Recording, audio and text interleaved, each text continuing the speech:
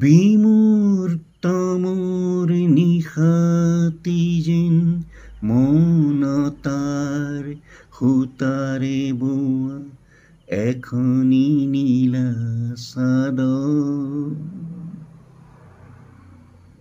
ৰ'ব, মই আপোনালোকক গান শুনাব খোজা নাই। মই এই বিমূৰ্ত মোৰ নিশাতি গীতটোৰ কথাখিনি, গদ্যখিনি মই ক'ব বিচাৰিছোঁ ডক্টৰ ভূপেন হাজৰিকাদেৱৰ কথাৰে। তেখেতৰ মনোভাৱ গদ্যৰে কেনেকৈ প্ৰকাশ কৰিছে তাকেই মই আপোনালোকৰ আগত ক'ব বিচাৰিছোঁ। ধৰক, আপোনাৰ কল্পনাৰ পেয়সীক এটি নিশা বৰ কাষতে পাইছে। সেই নিশাটি আপোনাৰ বাবে এন্ধাৰ নহয়। সেই নিশাটি আপোনাৰ মনত এখনি উজ্জ্বল নীলা চাদৰ হৈ গ'ল। সেই চাদৰ মৌনতাৰ সূতাৰে বোৱা, কাৰণ নিশাটি বৰ শান্ত। তাৰেই এটি মিঠা ভাজত, যিটো ভাজ বৰ মিঠা। আপুনি পেয়সীৰ তপত নিশ্বাস আৰু জীৱনৰ উত্তাপ বা পাইছে।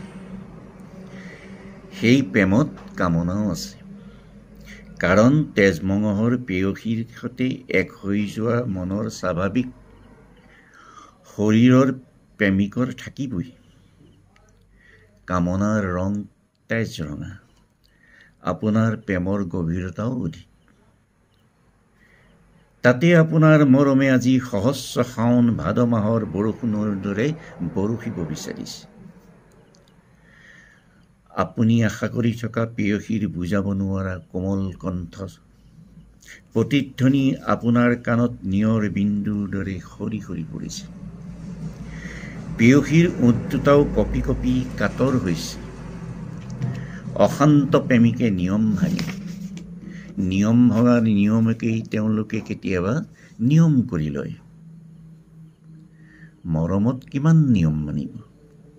প্ৰেমিক প্ৰেমিকাই নীলা ৰঙৰ সেই মৰমী নিশা মধুৰ নাট ৰচনা কৰে। তাৰেই শীৰ্ষবিন্দুত থাকে ক্লাইমেক্স। ক্লাইমেক্সত থাকে আঘাত প্ৰত্যাঘাত। কিন্তু মোৰ গীতটোত সেই আঘাত প্ৰত্যাঘাতক কোমল আঘাত বুলি কৈছোঁ।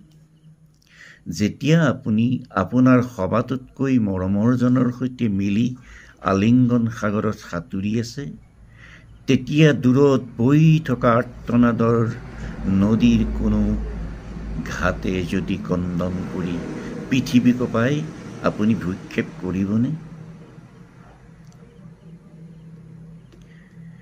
তেতিয়া নীলা চাদৰ সদৃশ সেই মিঠা নিশা, য'ত আপুনি পূৰ্ণতা পাইছে, সেই মুহূৰ্তক কেইটি গীতেৰে অমৰ কৰি থোৱাৰ পৰা বিৰত থাকিবলৈ যদি আপুনি গীতিকাৰ, সুৰাকাৰ, গায়ক হয়।